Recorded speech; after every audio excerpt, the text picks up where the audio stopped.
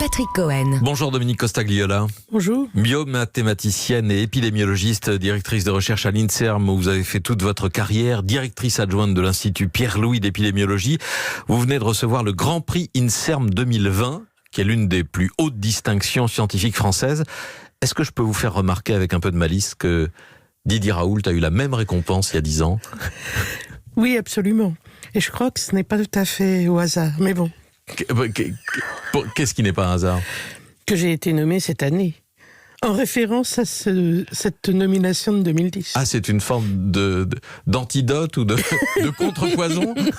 Il faut poser des questions au PDG de l'INSERM. Alors on lui demandera, mais on reparlera si on a le temps à la fin de cet entretien de bonnes et de mauvaises sciences. L'actualité de l'épidémie en France, c'est cette campagne de dépistage à grande échelle lancée aujourd'hui dans 2 villes, Le Havre et Charleville. Est-ce que ça a un intérêt pratique pour lutter contre la pandémie ou seulement un intérêt scientifique pour mesurer les taux d'infection d'une partie de la population? Je pense que ça va avoir un intérêt de tester qu'est-ce qu'on peut faire en termes d'accompagnement. Parce que sans ça, les modèles montrent clairement que les dépistages massifs, ça n'est utile pour contrôler l'épidémie que si on les répète régulièrement.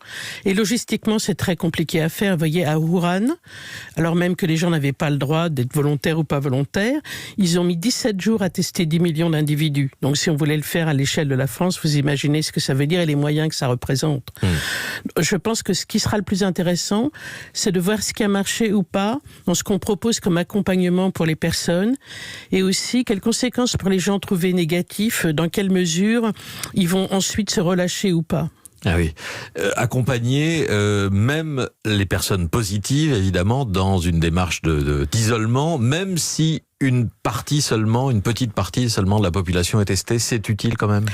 C'est utile pour apprendre ce qui marche. Comment vous faites pour que quelqu'un puisse voir comment il va caser dans sa vie ce fait de s'isoler? Est-ce que c'est vraiment s'isoler ou bien est-ce que c'est pas des mesures particulières? Ça dépend complètement de ses conditions de vie, de travail. Est-ce qu'il va avoir des problèmes de jours de carence? Est-ce qu'il va perdre des revenus? Si c'est le cas, évidemment, c'est pas facile pour lui de s'isoler. Donc comment on fait pour l'aider à faire ça? On voit bien la difficulté de ce type d'opération et d'autres mesures, que ce soit des fermetures administratives ou d'autres. L'épidémie flambe ou stagne dans tout l'hémisphère nord. Elle ne recule plus quasiment nulle part. On a l'impression que rien ne marche, Dominique Costagliola, sauf les confinements stricts ou les contrôles intrusifs à la coréenne. Oui, ça, disons, c'est ce que nous fait le virus, hein.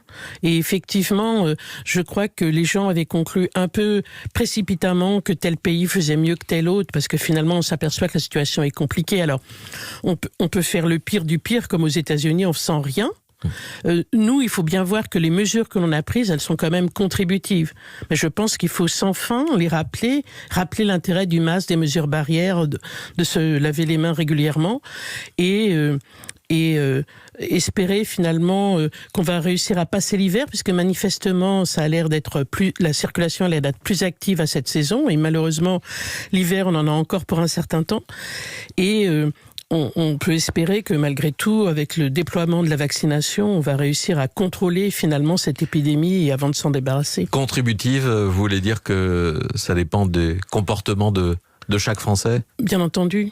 Et la suite, le début d'année, va dépendre des comportements individuels et collectifs bien sûr, pendant les fêtes. On voit bien qu'on est à un plateau plutôt élevé, avec une estimation du taux de reproduction effectif qui est à 0,83, proche de 1.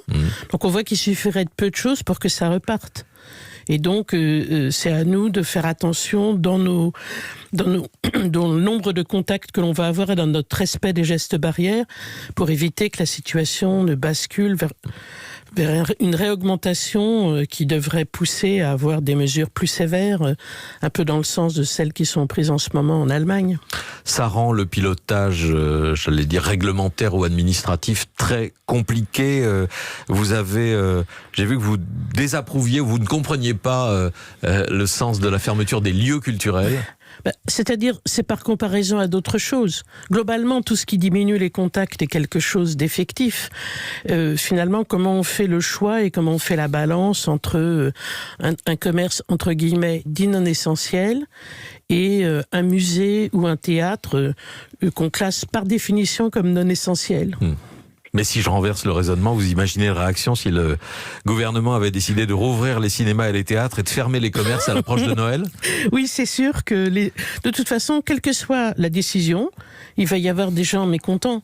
Et on comprend bien qu'il y a des gens qui sont très inquiets juste pour leur avenir, pour comment ils vont gagner leur vie après. Donc on comprend qu'il y ait ce type de réaction.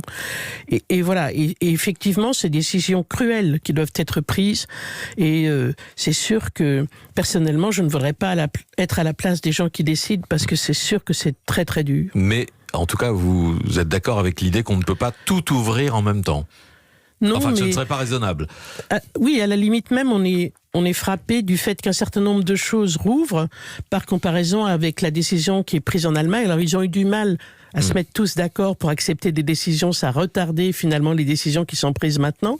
Mais ils ont fini par décider de tout fermer, entre guillemets, quasiment, pour les 2-3 semaines qui viennent. Ce que nous avions fait et qui n'avait pas été fait en Allemagne. Donc on a ce décalage, évidemment, dans le temps de l'évolution de l'épidémie. Vous faites partie, Dominique Costagliola, des scientifiques qui ont dénoncé le plus vigoureusement la mauvaise science qui s'est répandue à la faveur de cette crise. On citait rapidement Didier Raoult tout à l'heure. Est-ce qu'il y a de la mauvaise science dans les vaccins qui ont été rendus disponibles en un temps record?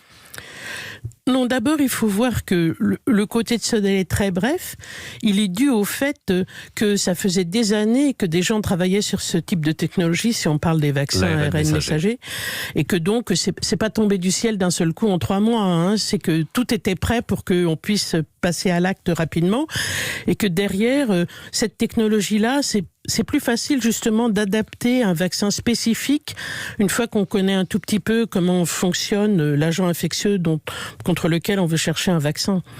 Alors après, bien, ce qui est plus court que d'habitude, c'est la durée de suivi dans les études avant de passer à l'enregistrement.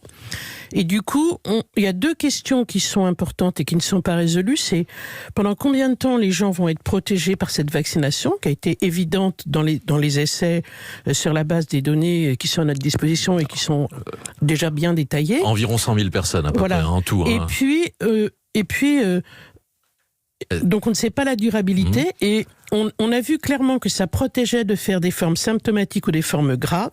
C'est la raison pour laquelle on décide dans la plupart des pays de commencer par vacciner les personnes les plus à risque. Mais on ne sait pas encore si ça prévient la transmission. Alors, il est probable que, vu l'effet que cela a, c'est en partie parce que ça prévient la transmission, mais comme on n'a pas de données pour le garantir, on ne peut pas l'affirmer. Et donc, on attend quand même d'avoir ces données pour pouvoir l'affirmer. Ça pourrait amener à changer les plans de vaccination, puisque si ça protège de la transmission, alors on aura intérêt à vacciner d'abord les gens qui sont le plus vecteurs ou le plus à même d'avoir beaucoup de contacts et donc, du coup, potentiellement de contaminer des gens si jamais ils étaient infectés. Qui doit chasser la mauvaise science? Je vous pose cette question à l'issue d'une année où la science a été sur le devant de la scène comme jamais et où elle a été bousculée, malmenée, où elle souffre d'une défiance, notamment en France, on le voit dans les sondages. Alors je ne sais pas tant s'il y a une défense de la science que de croire à des gens éventuellement au motif qui se présentent scientifiques. Pour moi, la seule chose qui compte, c'est est-ce que les gens produisent des données valides? Ce qu'on demande par exemple pour les vaccins, est-ce qu'on a les données, qu'est-ce qu'il y a dedans, est-ce qu'elles sont scrutées de la même façon que d'habitude et avec la même sévérité que d'habitude? Eh bien pour moi c'est la même chose pour les traitements et c'est la même chose pour tout. Ce qu'il faut c'est produire des données valides et les gens qui n'en produisent pas, ils font de la mauvaise science. Il n'y a aucune raison de ne pas produire des données valides, y compris dans un contexte d'urgence, parce que c'est ça qui permet le plus vite de savoir si quelque chose fonctionne ou pas. Oui, mais prétendre le contraire, c'est mentir. Oui, mais en disant cela, vous parlez à vos pairs. Moi, je parle du rapport au grand public, Dominique Costagliola. Mais je ne peux que espérer convaincre aussi le grand public. Vous voyez, ce n'est pas au fond, en fonction de ce que l'on a fait dans le passé, que nos déclarations doivent être jugées. C'est en fonction de qu'est-ce qu'on apporte précisément de convaincant dans ce qu'on présente. Et ça peut être que des données, c'est pas des déclarations. Et on verra. J'espère dans les mois à venir, on pourra en faire le bilan. Merci beaucoup Dominique Costagliola d'être venu ce matin au micro d'Europe 1. Merci à vous.